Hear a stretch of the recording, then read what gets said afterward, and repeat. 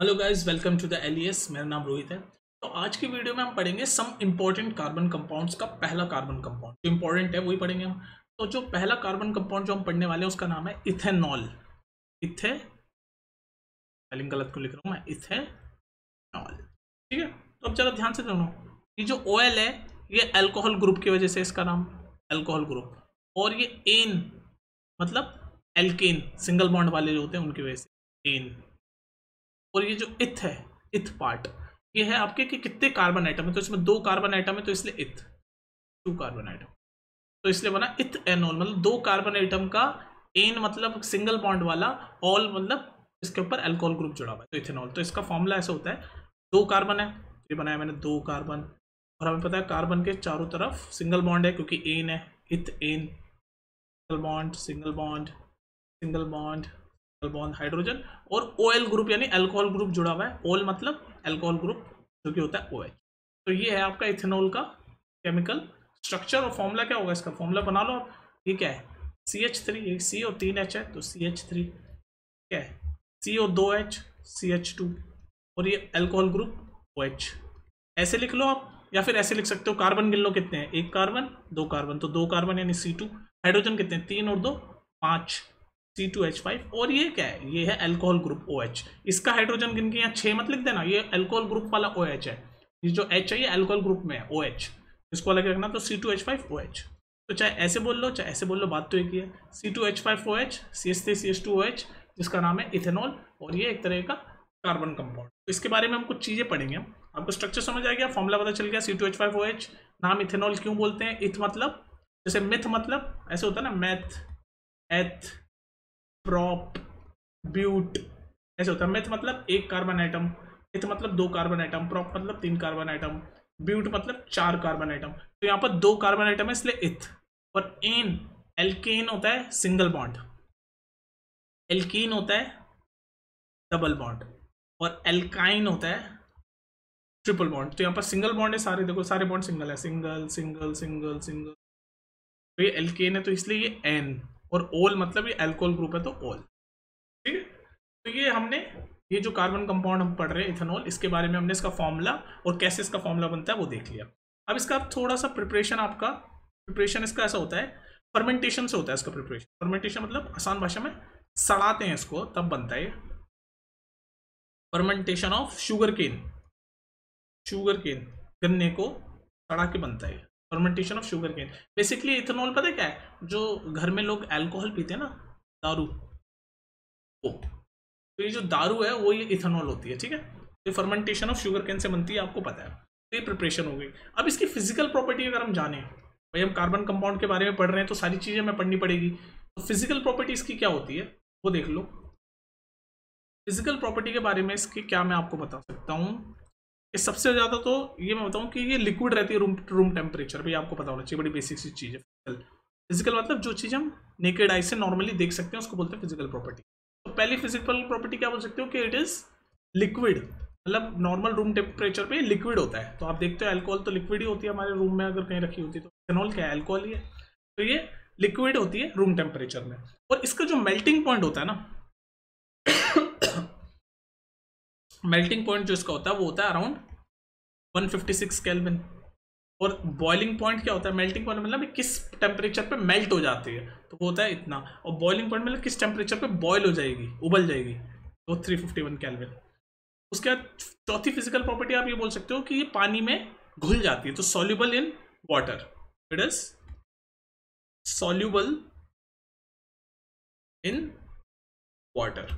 ठीक है, तो ये जो कार्बन कंपाउंड हम जो पढ़ रहे हैं इथेनॉल, इसकी क्या क्या फिजिकल प्रॉपर्टी हमने पढ़ ली कि भाई ये लिक्विड रहती है रूम टेम्परेचर पे, is liquid at room temperature. इसका मेल्टिंग पॉइंट इतना होता है, बॉइलिंग पॉइंट इतना होता है, और ये वाटर में सॉल्युबल हो जाती है, मतलब वाटर में घुल जाती है। ठीक है, और क्या पढ़ सकते हैं हम अपने इस कार्बन कंपाउंड इथेनॉल के बारे में, फिजिकल प्रॉपर्टी पढ़ ली, तो अब केमिकल प्रॉपर्टी भी पढ़नी पड़ेगी आपको।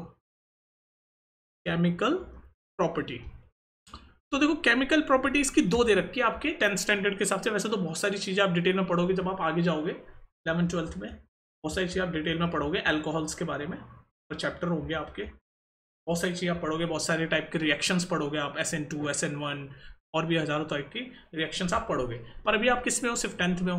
तो 10th में तो आपकी सिर्फ केमिकल प्रॉपर्टी, दो छोटी छोटी केमिकल प्रॉपर्टी इन्होंने बता रखी, वो भी इतनी डिटेल में नहीं है। पहली प्रॉपर्टी क्या है कि अगर ये जो आपका इथेनॉल है ये अगर सोडियम के साथ रिएक्ट करता है तो क्या होता है। तो इसका पहली केमिकल प्रॉपर्टी है रिएक्शन विद सोडियम। मतलब जब आपका ये जो इथेनॉल जो हम पढ़ रहे हैं, ये जब सोडियम के साथ हम रिएक्ट करते हैं तो क्या होता है इसका, सोडियम के साथ जब हम पढ़ते हैं रिएक्ट करते हैं तो क्या होता है इसका, तो हम करके देख लेते हैं। तो हमारा इथेनॉल क्या होता है, CH3 CH2OH, ये होता है ना, या फिर दूसरा नाम इसका, मतलब दूसरा नाम नहीं, दूसरा तरीका इसको लिखने, ये एक ही बात है, चाहे ऐसे लिख लो चाहे ऐसे लिख लो चाहे ऐसे लिख लो, एक ही बात है, CH3 CH2OH या फिर ऐसे लिख लो, ठीक है, इसमें कंफ्यूज मत होना। तो हमारा क्या है, पहले केमिकल प्रॉपर्टी हम देख रहे हैं कि सोडियम के साथ ये इथेनॉल कैसे रिएक्ट करता है। तो ये हमारा इथेनॉल है, इथेनॉल, तो इसको मैं रिएक्ट करवा रहा हूँ सोडियम के साथ, ठीक है। तो सपोज करो मैंने 2 आइटम ले लिए सोडियम के, 2 आइटम, ये तो एक अकेला है तो एक आइटम, तो ऐसे 2 आइटम ले लिए मैंने सोडियम के। तो जब मैंने 2 आइटम लिए सोडियम के तो मैं इथेनॉल के भी 2 मॉलिक्यूल ले लेता हूँ। ये एटम है क्योंकि अकेला था, ये पूरा मॉलिक्यूल है इसलिए मॉलिक्यूल बोल रहा हूँ। तो ये 2 मॉलिक्यूल हो गए इथेनॉल के और 2 आइटम मैंने ले लिए सोडियम के। अब इन दोनों को मैं रिएक्ट करवा रहा हूँ। ये पहली केमिकल प्रॉपर्टी हम देख रहे हैं कि इथेनॉल को जब हम सोडियम के साथ रिएक्ट करते हैं तो क्या होता है। तो देखते हैं क्या होता है। ये सोडियम है हमारा, ठीक है जी। तो क्या होगा, आप जरा ध्यान से देखो। तो होगा क्या कि सोडियम जो होता है ना, सोडियम जो है, पहले तो मैं इसको आसान भाषा में आपको बताऊं, इसमें केमिकल प्रॉपर्टी में क्या होता है, ये हाइड्रोजन जो है ना, ये वाला जो हाइड्रोजन है ये लीव कर जाता है में से, इथेनॉल में से निकल जाता है। रिएक्शन में समझा रहा हूँ डिटेल में आपको। जब क्या होता है, जब आपका इथेनॉल और सोडियम रिएक्ट करते हैं तो ये हाइड्रोजन लीव कर जाता है, तो ये ऑक्सीजन पे नेगेटिव चार्ज आ जाता है क्योंकि हाइड्रोजन प्रोटोन लीव करता है, H+ आयन लीव कर जाता है, तो इस ऑक्सीजन पे नेगेटिव चार्ज आ जाता है। तो जब नेगेटिव चार्ज आ जाता है तो सोडियम उस नेगेटिव चार्ज के साथ जाके रिएक्ट कर लेता है। तो क्या बनता है आपका, ध्यान से सुनो, रिएक्शन याद करने का तरीका, ये हाइड्रोजन प्रोटोन लीव कर जाएगा और ये सोडियम रिएक्ट कर जाएगा। तो क्या बनेगा, CH3 CH2 as it is लिख दिया, O हाइड्रोजन लीव कर गया और सोडियम जुड़ गया, तो ये बन गया आपका सोडियम इथॉक्साइड। सोडियम, ये सोडियम और ये 2 सोडियम इथॉक्साइड। अब देखो इनको मैं बताता हूँ इसका मतलब, ये सोडियम सोडियम इथ, 2 कार्बन है इसलिए इथ, मैंने बताया था ना, 1 कार्बन मिथ 2 कार्बन इथ, और ऑक्साइड ये ऑक्सीजन की वजह से ऑक्साइड, तो इसका नाम है सोडियम इथॉक्साइड।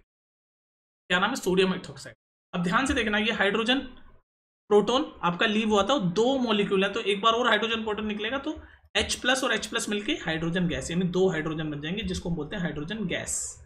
तो आप ये बोल सकते हो, ये मैंने आपको डिटेल में समझाई याद करने के लिए, बाकी आप सीधे इसको रट भी सकते हो ऐसे कि भाई ये CH3 CH2OH के 2 मॉलिक्यूल, यानी इथेनॉल के 2 मॉलिक्यूल ऑफ सोडियम के साथ जब रिएक्ट करेंगे, क्योंकि रिएक्शन का नाम ही है रिएक्शन विद सोडियम, तो आपका क्या बनता है, आपका सोडियम इथॉक्साइड बनता है, CH3 CH2ONA, ये सोडियम इथॉक्साइड, और हाइड्रोजन गैस आपकी इवॉल्व होती है। तो आप इसको सीधे डायरेक्ट ऐसे याद भी कर सकते हो। नहीं तो अभी जैसे मैंने एक्सप्लेन किया कि हाइड्रोजन प्रोटोन लीव होता है, उस ऑक्सीजन पे नेगेटिव चार्ज आ जाता है, सोडियम के ऊपर पॉजिटिव चार्ज होता है, तो वो जाके ऑक्सीजन से रिएक्ट कर जाता है, इसलिए ये ONA जुड़ के सोडियम इथॉक्साइड बनता है।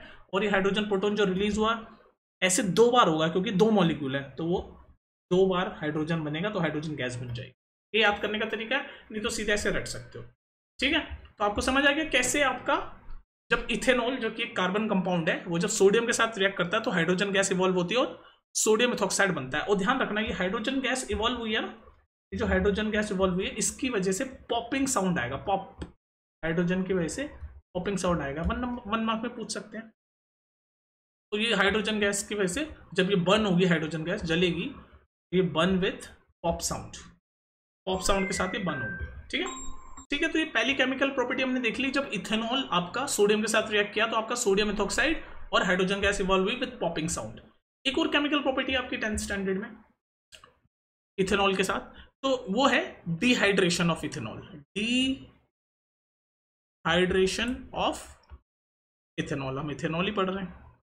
तो पहले हमने पढ़ा reaction of ethanol with sodium, और दूसरी केमिकल प्रॉपर्टी में हम पढ़ रहे हैं डिहाइड्रेशन ऑफ इथेनॉल। तो पहले तो ये जो वर्ड है इसको डिकोड करो, डिहाइड्रेशन हम ये इंग्लिश में भी नॉर्मल अपने डे टू डे लाइफ में ये वर्ड यूज करते हैं, यार मेरे को डिहाइड्रेशन हो रही है, मतलब पानी की कमी, डिहाइड्रेशन मतलब पानी की कमी। तो डिहाइड्रेशन ऑफ इथेनॉल मतलब एल्कोहल H2O इथेनॉल में से एलिमिनेट होगा, डिहाइड्रेशन होगा मतलब हाइड्रेशन मतलब पानी की कमी होगी, पानी एलिमिनेट होगा, तो बेसिकली इसके नाम में आप समझ सकते हो कि इथेनॉल में से H2O एलिमिनेट होगा, इतना आप समझ सकते हो। तो मैं लिखता हूँ इथेनॉल, ये लिखते मैंने इथेनॉल CH3CH2OH, ये इथेनॉल है, ठीक है। तो इथेनॉल को जब मैं हीट करूंगा, इथेनॉल को जब मैं हीट करूंगा, मान लो 170 डिग्री सेल्सियस पे मैं इसको हीट कर रहा हूँ, ठीक है। तो इथेनॉल को मैंने हीट करा, और किसकी प्रेजेंस में हीट किया, मैंने कोई एसिड की प्रेजेंस में हीट किया। मान लो मैंने एसिड लिया, सल्फ्यूरिक एसिड, ठीक है। तो ये इथेनॉल है, ये इथेनॉल है। इसको मैंने हीट किया 170 डिग्री सेल्सियस टेम्परेचर पे, और किसकी प्रेजेंस में, H2SO4 की प्रेजेंस में मैंने इसको हीट किया। तो क्या होगा, मैंने आपको क्या बताया, वाटर डिहाइड्रेशन नाम में लिखा हुआ है कि वाटर रिलीज होगा, माइनस होगा, इथेनॉल में से माइनस हो जाएगा। कैसे माइनस होगा, जब ध्यान से देखो, ये आपका ये OH ग्रुप, ये OH ग्रुप आपका पूरा पूरा बाहर निकल जाएगा। तो मैं आपको याद करने का तरीका बता रहा हूँ, क्योंकि इसमें एलिमिनेशन रिएक्शन जो सा लगेगा वो मैं आपको अभी समझाऊंगा नहीं, क्योंकि आपके 10th में वो इतना इंपॉर्टेंट है नहीं। आपको बस इतना समझना है कि डिहाइड्रेशन ऑफ इथेनॉल होगा, मतलब H2 रिलीज होगा, तो H और O तो रिलीज यहाँ से हो जाएगा। तो एक H कहाँ से रिलीज होगा, एक H यहाँ से रिलीज होगा, तो क्या बनेगा आपका CH2, यहाँ से एक H रिलीज हो गया। उसके बाद आपका यहाँ बचा सिर्फ CH2। तो अब ध्यान से देखो, हमारे पास हमें पता है कि कार्बन के ऊपर 4 बॉन्ड होने चाहिए, तो पर यहाँ ध्यान से देखो, इस वाले पे ये कार्बन है और इसके ऊपर 2 हाइड्रोजन है, तो ये तीसरा बॉन्ड है। इधर सिमिलरली ये वाले को भी देखो, ये कार्बन है और इसके ऊपर 2 हाइड्रोजन है। तो अगर आप ध्यान से देखो इस कार्बन को, तो इस पे कितने बॉन्ड हैं, 1 2, ये तो 3 ही बॉन्ड है।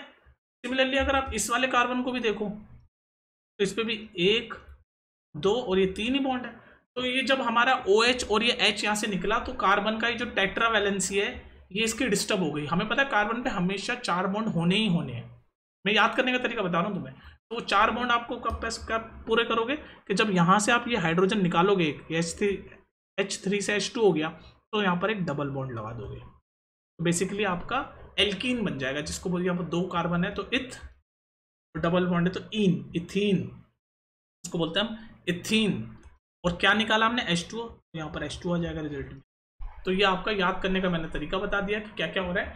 बाकी आप सीधे ऐसे लिख सकते हो कि भाई ये आपकी CH3CH2OH इथेनॉल है, इसको हम हीट करेंगे 170 डिग्री सेल्सियस पे in the presence of sulphuric acid, तो आपका बनेगा CH2 double bond CH2 ethene plus H2, जो कि वाटर रिलीज हुआ वो यहाँ पर आ गया प्रोडक्ट में, ठीक है। तो डिहाइड्रेशन ऑफ एल्कोहल की रिएक्शन ये है, और ये एक्सप्लेन मैंने आपको किया कि ये OH यहाँ से निकलेगा और एक H यहाँ से निकलेगा, ठीक है। समझ आ गई बात। तो ये केमिकल प्रॉपर्टीज में आपके 10th स्टैंडर्ड के लिए इतना ही काम है, ये दोनों आप याद कर लो अच्छे से। अब थोड़ी सी हम प्रॉपर्टीज देख लेते हैं कि भाई इथेनॉल की प्रॉपर्टीज, मतलब usage, not properties, usage. Usage क्या है, तो पहला यूज आप ये बोल सकते हो कि ये जितने भी अल्कोहलिक ड्रिंक है मैंने बताया, उसके अंदर इथेनॉल यूज होता है। तो देख सकते हो, is used as an ingredient in all alcoholic drinks, मतलब जितने भी अल्कोहलिक ड्रिंक्स हैं उनमें इथेनॉल डलता ही डलता है। ये पहला यूज है इसका। उसके बाद आपको मैं बताऊं कि कुछ मेडिसिन हैं, जैसे टिंक्चर होती है, टिंक्चर ऑफ आयोडीन, कुछ मेडिसिन है टिंक्चर ऑफ आयोडीन, उसमें भी आपका अल्कोहल यूज होता है। और जो टिंक्चर नाम की जो मेडिसिन है, टिंक्चर ऑफ आयोडीन नाम की जो मेडिसिन है, इसकी प्रिपरेशन के लिए भी आपका इथेनॉल यूज होता है। ये बात समझ में आ गई। टिंक्चर नाम की जो आपकी मेडिसिन है, उसमें भी आपका ये इथेनॉल यूज होता है। दूसरा, और भी बहुत सारे टाइप की आपकी चीजें हैं जहां पर आप अल्कोहल को यूज कर सकते हो, जैसे पेट्रोल में भी कुछ अमाउंट ऑफ आपका अल्कोहल जाता है, ठीक है। तो यूसेस क्या क्या हो गए भाई, पहला यूसेस तो ये, पहला यूज तो इथेनॉल का ये हो गया कि जितने भी अल्कोहलिक ड्रिंक है उसमें ये एज ए इंग्रेडिएंट यूज होता है। दूसरा ये कि कोई कुछ मेडिसिन है, जैसे एग्जांपल है टिंक्चर ऑफ आयोडीन मेडिसिन में इथेनॉल यूज होता है। तीसरा कि पेट्रोल वगैरह में भी कुछ अमाउंट में हम इथेनॉल ऐड करते हैं, पेट्रोल वगैरह में फ्यूल्स की तरह, जो फ्यूल्स है हमारे उसमें भी कुछ अमाउंट में हम इथेनॉल यूज करते हैं, मिक्स करते हैं, ठीक है। तो ये हमारा जो कार्बन कंपाउंड था इथेनॉल, उसके बारे में हमने फिजिकल प्रॉपर्टी देखी इस वीडियो में, केमिकल प्रॉपर्टी देखी और यूसेज देखे। अब इसकी जो बिल्कुल नेक्स्ट वीडियो आने वाली है, उसमें हम दूसरा कार्बन कंपाउंड, इसी का कंटिन्यूशन है। पहला कार्बन कंपाउंड हमने पढ़ा इथेनॉल, दूसरा हम पढ़ेंगे नेक्स्ट वीडियो में इथेनोइक एसिड, उसका भी हम सेम देखेंगे, physical property, chemical property and usage, ठीक है। तो इसको रिवाइज करो और कोई दिक्कत हो तो नीचे कमेंट सेक्शन में पूछना। चलो फिर, टेक केयर।